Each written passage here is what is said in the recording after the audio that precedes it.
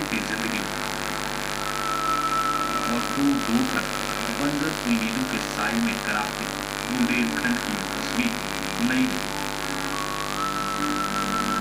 सालों साल से इसी हालत में इसी तरह से बीता आया है बुंदेलखंड। 5 मिनट की तासीर में बंजर होते सपनों को उलझते कई पीढ़ियां गुजर गई।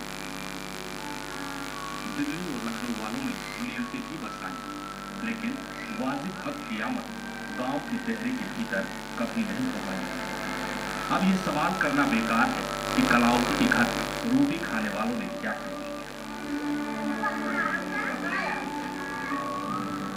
महोबा में खुदकुशी करने वाले किसान रामकिशोर के घर जाकर आंसू बहाने वाले लोगों के दिल एसी कमरों में रहते ही कितने पसीने। अब सवाल सिर्फ इतना है कि क्या वाकई इन्हें इनकी जिंदगी को सुकून से जीने का हक मिलेगा? क्या कभी ऐसा होगा ताकि इनकी पहचान पर सियासत न हो और सियासत के दौर में जीना इनकी पहचान न बने? एक उम्मीद जगी है, एक ऐसी उम्मीद जो महंगी तो है लेकिन भविष्य के लिए आशाएं जगाती है।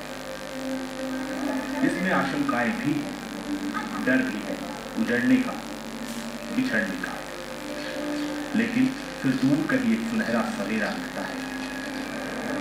इस उम्मीद का नाम है नदी जोड़ो परियोजना, जिसकी शुरुआत होनी है केन बेतवा लिंक से। केन बेतवा लिंक प्रोजेक्ट अगर अमल में आया तो आखिर इस प्रोजेक्ट के बनने से कितने लोग प्रभावित होंगे और किस तरह की स्थितियां बनेंगी, इसको जांचने के लिए, इसकी सच्चाई का पता करने के लिए सबसे पहले जी मीडिया की टीम पहुंची है। अब तक यहां पर कोई भी मीडिया की टीम इस इलाके में नहीं पहुंची। ये इलाका है डौढन का इलाका। हम जिस जगह पर खड़े हैं, आप देखिए, ये पूरी जो बैरिकेडिंग की गई है, ये पूरा एरिया डौढन डैम का इलाका है, जिसमें प्रोजेक्ट के तहत इसी जगह पर 73 मीटर ऊंचा डौढन डैम बनाया जाएगा, जिसमें 15 गेट होंगे और इसी के जरिए पूरा यहां से जो 231 किलोमीटर लंबी जो चैनल बना करके जो नहर बनाई जाएगी पक्की, उसके जरिए इसको बेतवा के साथ जोड़ा जाएगा। लेकिन जैसे ही ये यहाँ पर डैम बनेगा, उसके साथ ही इस डौढन गांव का वजूद मिट जाएगा, इस ऐतिहासिक डौढन गांव का।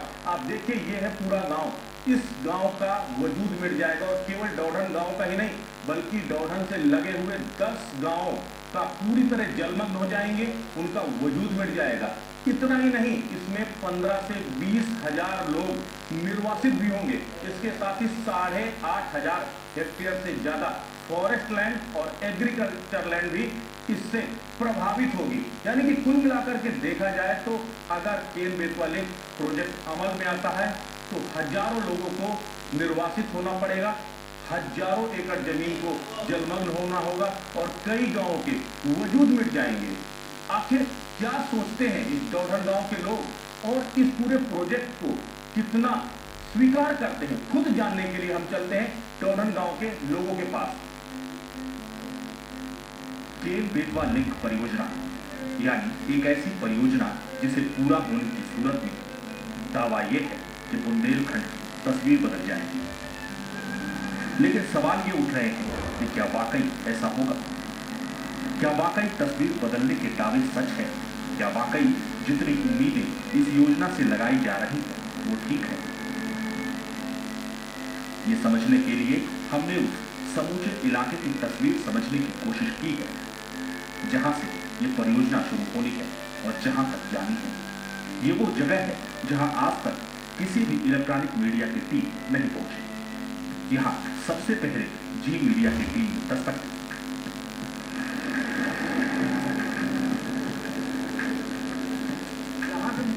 विंध्य के उबड़ खाबड़ पठारी रास्तों के बीच बसा है ये ढौड़न गांव। ये गांव बुंदेलखंड के उस सैकड़ों गांव से अलग नहीं है जिसे उनके हाल पर छोड़ दिया गया है। एक तरफ के नदी है तो दूसरी तरफ बसने की गुंजाइश तलाश कर बसा है ये गांव। आज से नहीं, लगभग 300 साल से इस गांव को आदिवासियों ने बसाया था।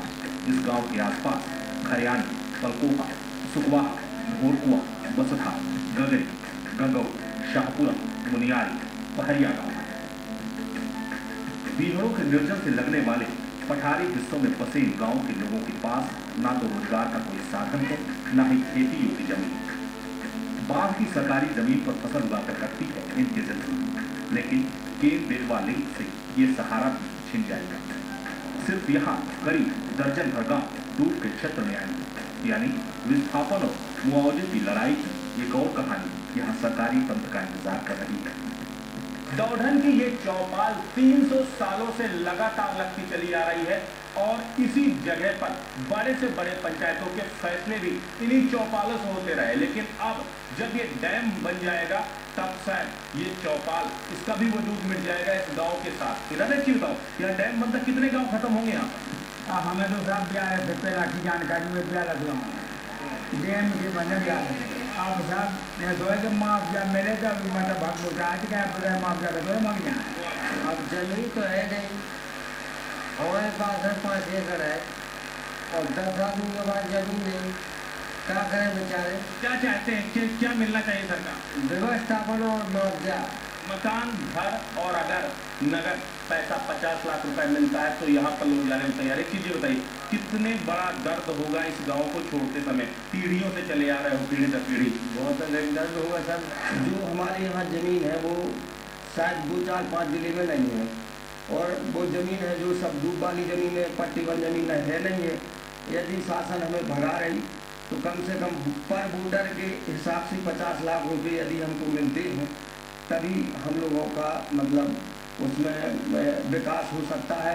और ज़मीन के हिसाब से यदि हमें मुआवजा दे रहे हैं तो हम लोगों को कुछ नहीं होगा।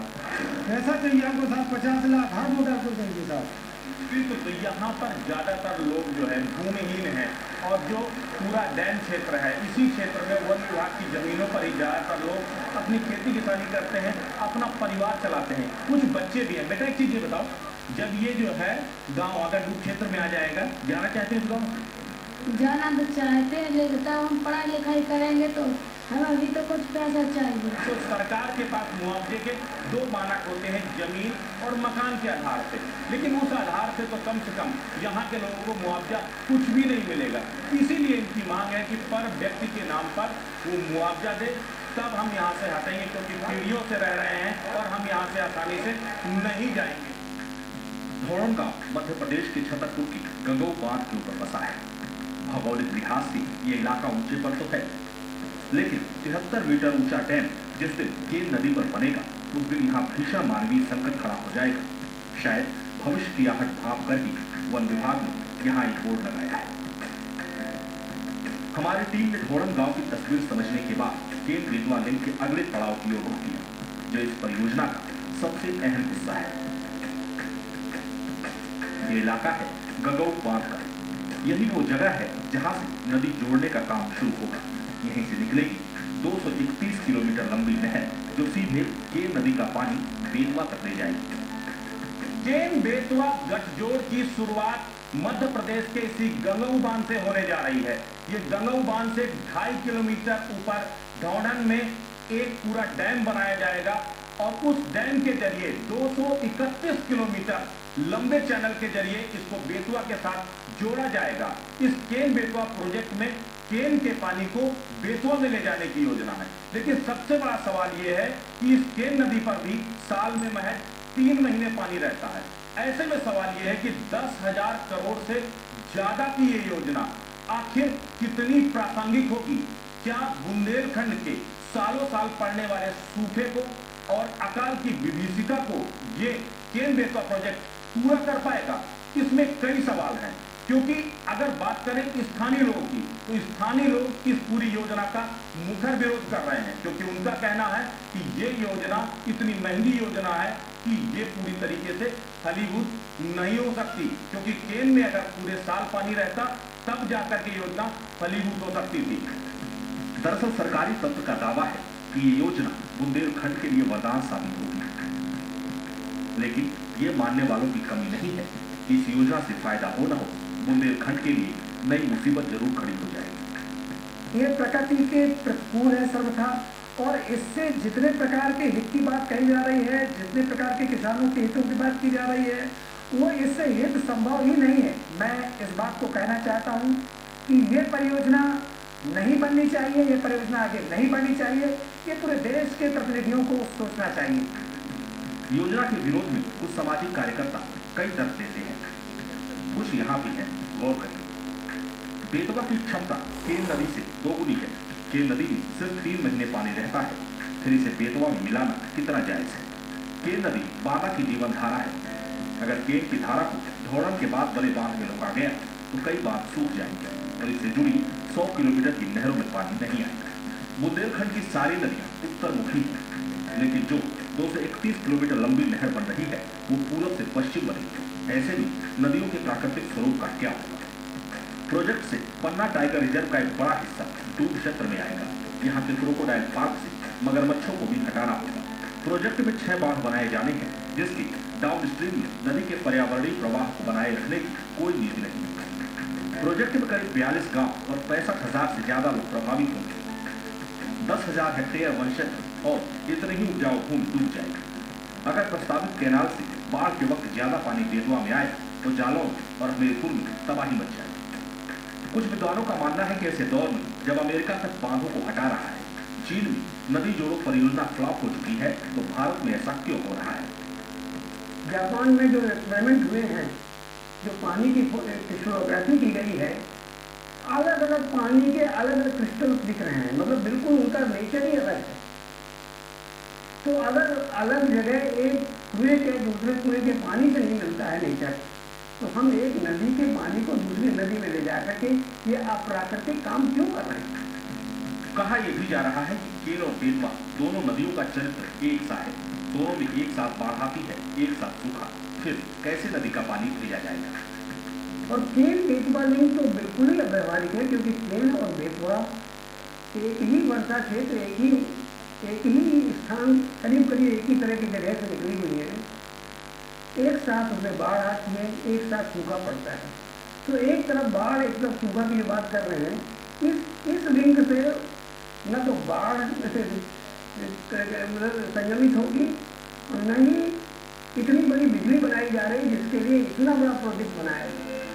केन बेतवा नदी लिंक परियोजना सिर्फ एक योजना पर नहीं है, बल्कि सपनों की एक ऐसी तस्वीर है जिसमें विकसित बुंदेलखंड की तस्वीर दिखाई जा रही है।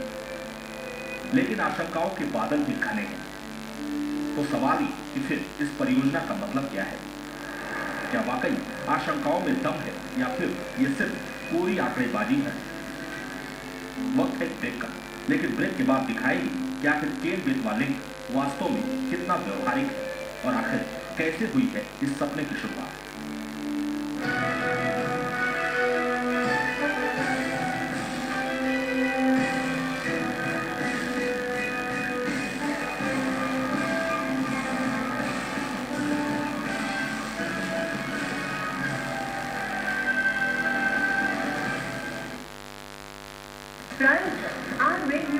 Smart way to gain weight.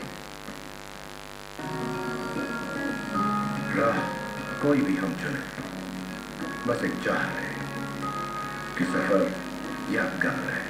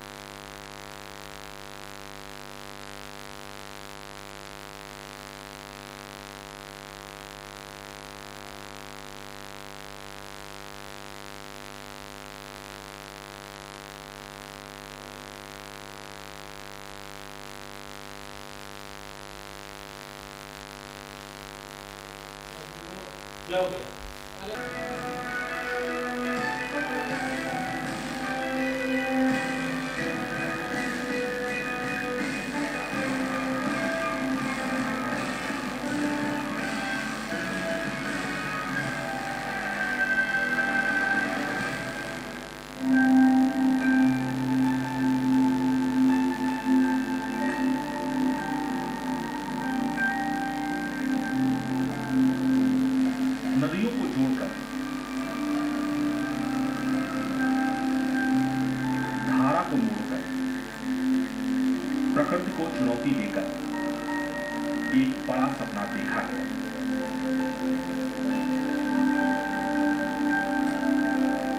ये सपना काफी पुराना है, जिसे देखा था पूर्व पूर्व प्रधानमंत्री अटल बिहारी वाजपेयी, जिसके बाद 25 अगस्त 2005 यूपी के तत्कालीन सीएम मुलायम सिंह यादव और मध्य प्रदेश के तत्कालीन मुख्यमंत्री बाबूलाल गौर के साथ तत्कालीन पीएम मनमोहन सिंह ने केन बेतवा लिंक को जोड़ने की योजना पर हस्ताक्षर किए। इसके तहत 231 किलोमीटर पक्की नहर से केन नदी का पानी झांसी के पास बेतवा में डाला जाना है। केन बेतवा के इसी चैनल पर 2 थर्मल पावर प्रोजेक्ट, 6 बांध और 4 बड़े जलाशय बनाए जाएंगे। अन्य लोगों में जो हलचल है कि उनको इस प्रोजेक्ट से कोई हानि हो सकती है, वो सारी हलचल अफवाहों के आधार पर है। इसमें बुंदेलखंड के, उत्तर प्रदेश और मध्य प्रदेश के दोनों तरफ के जिलों को सिंचाई भी मिलेगी, पीने का पानी भी मिलेगा और कुछ जगहों पर बिजली का निर्माण भी होगा। दरअसल केन नदी के जल ग्रहण क्षेत्र में कुल 16,020 वर्ग किलोमीटर योग्य जमीन है। NWDA के अध्ययन के मुताबिक नदी की सालाना जल क्षमता 1,09,680 लाख घन मीटर है और 2025 तक इससे 9,870 वर्ग किलोमीटर सिंचित किया जाना है। केन नदी घाटी में लगभग 50,850 घन मीटर अतिरिक्त पानी मौजूद होता है, जिसे ले जाकर बेतवा में मिलाने से हर साल आने वाली बाढ़ पर काबू पाया जा सकेगा। अभी तक झांसी की पारीछा बैराज में बेतवा को सिर्फ 6,590 लाख घन लीटर पानी मिलता है, लेकिन केन नदी से जुड़ने के बाद क्षमता बढ़ जाएगी। योजना पूरी होने पर यूपी को 8,500 लाख घन मीटर और एमपी को 13,750 लाख घन मीटर पानी मिलेगा। यूपी एमपी के 8 जिलों को इससे सीधा फायदा मिलेगा। पूरी परियोजना 2008 के आकलन के मुताबिक 9,393 करोड़ रुपए की है, जो लागत से लगभग 2 गुनी तक जा सकती है। कि बुंदेलखंड में केन बेतवा के मिलने के बाद इस धरती को जो पानी मिलेगा, यहाँ जो सिंचाई के साधन उपलब्ध होंगे, उसके कारण यहाँ की स्थिति दिन दूनी रात चौगुनी ठीक होगी। इस प्रोजेक्ट को लेकर सिर्फ विरोध हो रहा है ऐसा नहीं, बल्कि टीकमगढ़, छतरपुर और झांसी की 2 तहसीलों के लोग इससे खुश हैं। हमारा केन से बारिशा में पानी आएगा तो 2 तहसीलों से होके आएगा और इससे संबंधित जो 3-4 बांध हैं जो नहीं भर पाते हैं, अगर कम बारिश होती है उसमें भी खाली रह जाते हैं, तो ये बांध भी उससे फील हो जाएगी, तो हमारे बहुत लंबे क्षेत्र को लाभ होगा। जाहिर है तमाम विरोधों के बाद एक नजर में इस परियोजना को सीधे खारिज करना ठीक नहीं है। समर्थन और विरोध के बीच उठ रही आवाजों में जल बंटवारे को लेकर थोड़ी सी आशंका जरूर है। हालांकि यह भी परियोजना पूरी होने के बाद ही होगी, जिसे कोशिश कर सुलझाया जा सकता है। भले ही वर्ष 2005 में यूपी, एमपी और केंद्र सरकार के बीच केन बेतवा लिंक के सहमत पत्र पर हस्ताक्षर हो चुके हों, लेकिन आज तक यूपी और एमपी के बीच जल विवाद नहीं सुलझा। दरअसल यूपी इस प्रोजेक्ट के पूरा होने के बाद अपने हिस्से में ज्यादा पानी की मांग कर रहा है, तो वहीं एमपी 1972 के वही समझौते का हवाला देकर 37 टीएमसी से ज्यादा पानी देने को तैयार नहीं है। ऐसे में सबसे बड़ा सवाल यह है कि कहीं दोनों सूबों के बीच चल रहा जल विवाद केन बेतवा प्रोजेक्ट को खटाई में न डाल दे। कहते हैं हर योजना के कुछ अच्छे तो कुछ बुरे पहलू होते हैं। नदी लिंक की इस परियोजना के साथ भी ऐसा ही है, लेकिन फिर उपाय क्या है? आखिर केन बेतवा लिंक से क्या सिर्फ आशंकाएं पाली जा सकती है या सिर्फ उम्मीदें की जा सकती है? दिखाएंगे एक ब्रेक के बाद।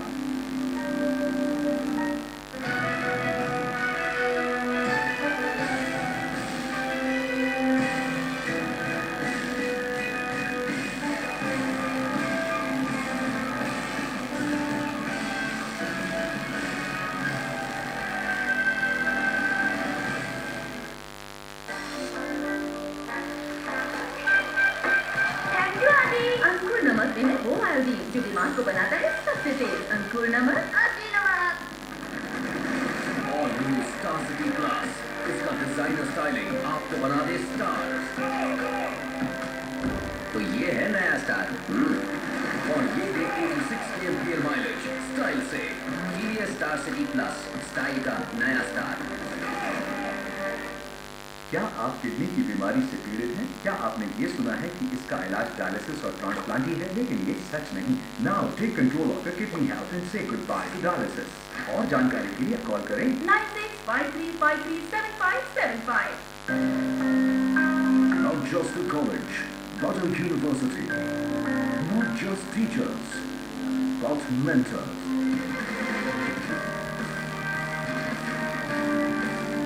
Not just a degree, but an education. Preparing professionals for a new India.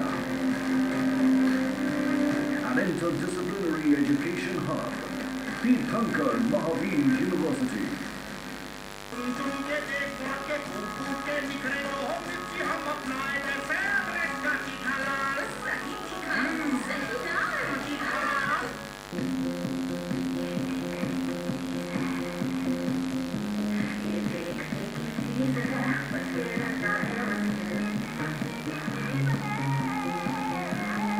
Megapixel camera, HD display, auto processor is seriously stylish, acquired by HD visual stock, E-Tex.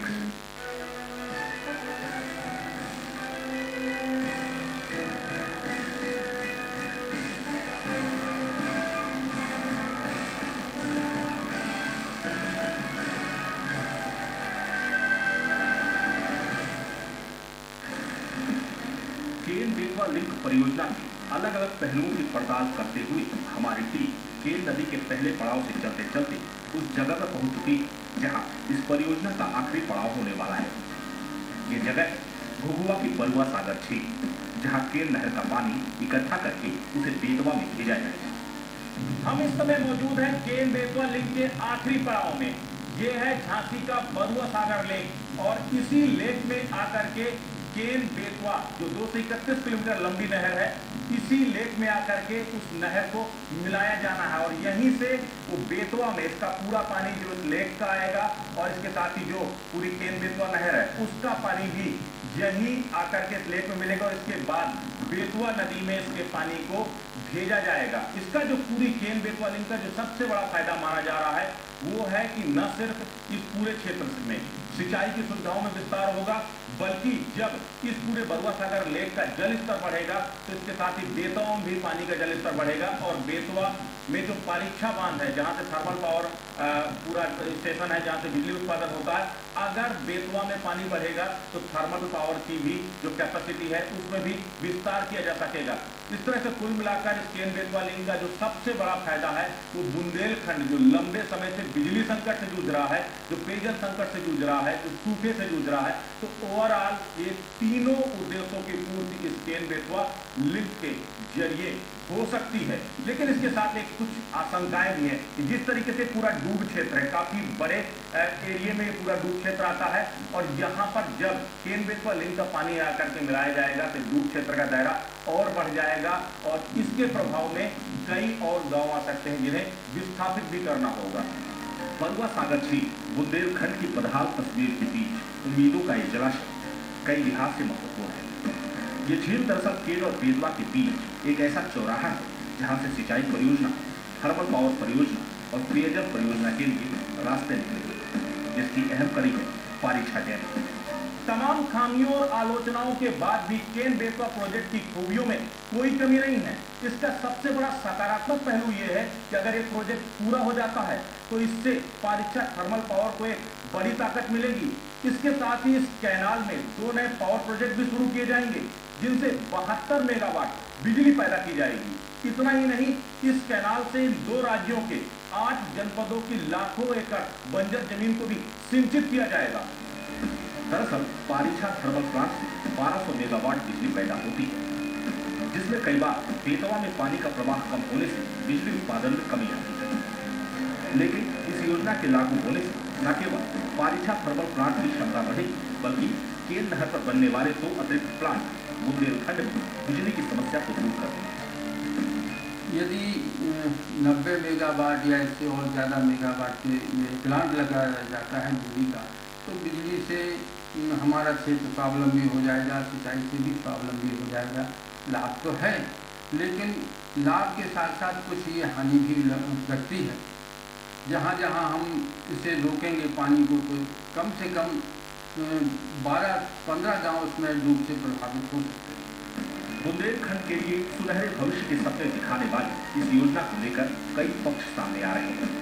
उजला पक्ष देखने पर अगर हरे भरे बुंदेलखंड की तस्वीर दिखती है, बिजली संकट से दूर बुंदेलखंड दिखता है, पेयजल से लबालब बुंदेलखंड दिखता है, तो त्याग पक्ष कम नहीं। कम क्षमता वाली नदी केन का पानी ज्यादा क्षमता वाली नदी बेतवा में मिलाने से बेतवा को लबालब हो जाए। लेकिन उन लाभों का क्या होगा जो केन नदी के पानी पर निर्भर है, जो सिर्फ 3 महीने केन नदी में रहने वाले पानी के जरिए जिंदगी काटते हैं। क्योंकि केन नदी से निकली नहर उनके लिए लाइफलाइन बन जाती है। सवाल यही है कि क्या इसके लिए कुछ ऐसा किया जाएगा ताकि केन से सिंचित क्षेत्रों में पानी की कमी न पड़े? क्या ऐसे दिनों में जब केन का पानी सूख जाता है, बेतवा का पानी केन की तरफ लाने का कोई उपाय है? फिलहाल परियोजना में ऐसे किसी उपाय की चर्चा नहीं की गई। यानी मानवीय संकट सबसे ज्यादा केन सिंचित इलाके को झेलना होगा और आखिरकार मुसीबत भी उन्हीं का दरवाजा खटखटाएगी। सवाल कि फिर इस परियोजना से वास्तव में फायदा होगा?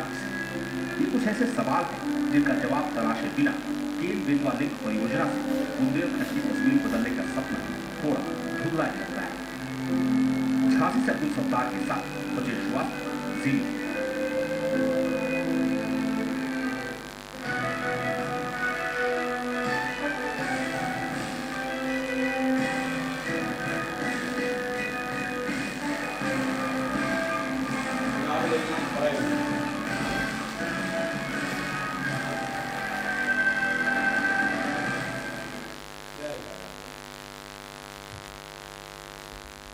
स्थानीय के तौर पर जी, तो आप लोग क्या सोचते हैं ये योजना? अब ये वरदान और अभिश्राप तो जब सिद्ध होता है जब हमारे सामने आ जाए। अब अभी अपन अनुमानित ही सारी बात कह रहे हैं। जहाँ तक हमारी जो मान्यता है इसके सिलसिले में, और हमने अनुभव किया है, क्योंकि केन के किनारे से लेके बेतवा तक बराबर जितने सर्वे हुए हम बराबर उनमें साथ में रहे हैं। तो जब वो वहाँ से लिंक करके लाते हैं तो लाभ होने की संभावना तो ये प्रतीत होती है कि जो उसके बीच में पड़ने वाले तालाब हैं उन तालाबों में भराव होगा, या उससे जुड़े हुए जो क्रॉस करती हुई जो छोटे छोटे नदी नाले हैं उनमें भी पानी ठहर सकता है, जिससे कि आसपास के जो गांव हैं या खेती की जो ज़मीन है उसको भी लाभ उसको होगा, सिंचाई भी होगी। बड़े तालाबों में सिंगाड़ा है, मछली पालन का भी काम हो सकता है। यदि 90 मेगावाट या इससे और ज़्यादा मेगावाट के ये प्लांट लगाया जाता है बिजली का, तो बिजली से हमारा क्षेत्र स्वावलंबी हो जाएगा, सिंचाई से भी स्वावलंबी हो जाएगा। लाभ तो है, लेकिन लाभ के साथ साथ कुछ ये हानि भी लगती है।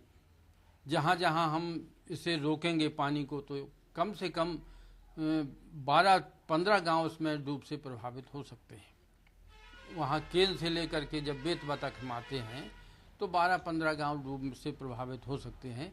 उन डूब से प्रभावित लोगों को हम कहाँ मार्केट करेंगे, कहाँ विस्थापित करेंगे, उन्हें ज़मीन कहाँ देंगे? मुआवजा दे करके तो हम पैसा दे के उन्हें अपनी हाथ झाड़ लेते हैं, लेकिन फिर वो मारे फिरते हैं, उनकी क्या व्यवस्था की जाएगी, इस पर एक गंभीरतापूर्वक विचार किया जाए।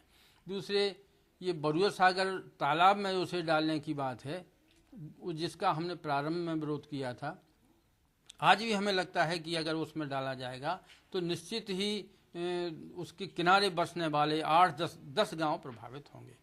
हमने उनको बताया था कि इसको यदि सीधा ये बेतवा में मिलाया जाए, ये जो ये पारीछा बांध के नज़दीक में, तो उससे क्या था कि ये गांव बच जाते और नए सिरे से वो सीधे आप उसे अगर ड्रेन करके लाते हैं बंद करके, तो उसका रिसाव भी नहीं होगा, गांव का बचाव भी हो जाएगा। तो लाभ भी है और हानि भी है। लाभ हानि तो हम जब देखते हैं जब हमारे सामने कोई चीज़ आती है। ये बात सही है कि लाभ की दृष्टि से किया जा रहा, हानि कुछ तो होगी और वो बर्दाश्त करना पड़ेगी। तो हम इसके पक्ष में भी हैं, और अगर हानि जहाँ होती है हम जनता के पक्ष विरोध में काम होता है तो उसका हम विरोध करेंगे। जी,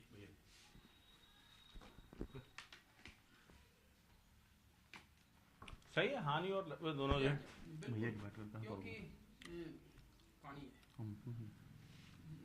असलियत में क्या है कि योजना तो हम बना लेते हैं, उसके दूरगामी परिणामों पर हम जब तक विचार नहीं करेंगे तो कई जगह हमने आदिवासियों को देखा, ये नर्मदा जी का आप देखिए कितने लोग विस्थापित जिले जो नर्मदा जी से प्रभावित हुए थे, उनको रहने को मकान, खेती की जमीनें दी। यहाँ वो स्थिति नहीं है, कहाँ देंगे जमीन? कोई रबड़ तो है नहीं, पैसा दे दिया वो खर्च कर देंगे, और गांव का आदमी तो खेती पर ही निर्भर है। क्या नाम है आपका? जी, मैं राजीव गुप्ता। राजीव जी, एक चीज बताइए, एक स्थानीय तौर पर ये स्थानीय लोगों के लिए एक बड़ी महत्वाकांक्षी योजना बताई जा रही है, क्या लगता है कितने फायदे हैं इस योजना के? इस योजना में वैसे फ़ायदा तो ज़्यादा है, किसान भी लाभान्वित होंगे, व्यापारी भी लाभान्वित होंगे और थोड़ा बहुत नुकसान भी है। अगर गवर्नमेंट उसको देख के नुकसान की भरपाई करते हुए और करती है तो कोई दिक्कत नहीं है। क्या जिस तरह से लंबे समय से बुंदेलखंड के तमाम इलाके सूखे अकालग्रस्त रहे, क्या इसके बाद कुछ तस्वीर बदल पाई, कुछ स्थितियां परिवर्तन हो पाएंगी? बिल्कुल बिल्कुल 100% बदलेगी। अगर ऐसा होता है तो जैसे अकाल नहीं पड़ता है या सूखा नहीं होता है तो भी बेनिफिट तो मिलेगा ही, फायदा होगा। बिल्कुल फ़ायदा होगा। सर क्या नाम है आपका? जी मेरा नाम गौरी शंकर विदुआ है। एक चीज ये बताइए, एक किसान नेता के तौर पर जो है आप क्या लगता है कि केन बेतवा गठजोड़ किसानों के हित में है या अहित में है? नहीं, इसमें हित में है। ये जो हमारा ड्राई क्षेत्र है, 2 तहसीलें जिसमें पड़ती हैं, महुरानी और टहरौली तहसील है, उसमें हमारे यहाँ अभी सिंचाई की कोई साधन नहीं है, कोई अन्य स्रोत भी नहीं है जहाँ से हम पानी ला सकें। और अगर केन बेतवा का गठजोड़ होता है तो ये वहीं से फीड होगा। जो हमारा केन से पारीछा में पानी आएगा तो ये 2 तहसीलों से होके आएगा और इससे संबंधित जो 3-4 बांध हैं जो नहीं भर पाते हैं, अगर कम बारिश होती है उसमें भी खाली रह जाते हैं, तो ये बांध भी उससे फीड हो जाएंगे, तो हमारे बहुत लंबे क्षेत्र को लाभ होगा। तो हम लोगों की अभी ऐसी उम्मीद भी नहीं थी कि कोई परियोजना वहाँ जाए या कोई सिंचाई के साधन हो, और इसमें अगर ये बनता है तो हम लोगों को काफ़ी लाभ होगा।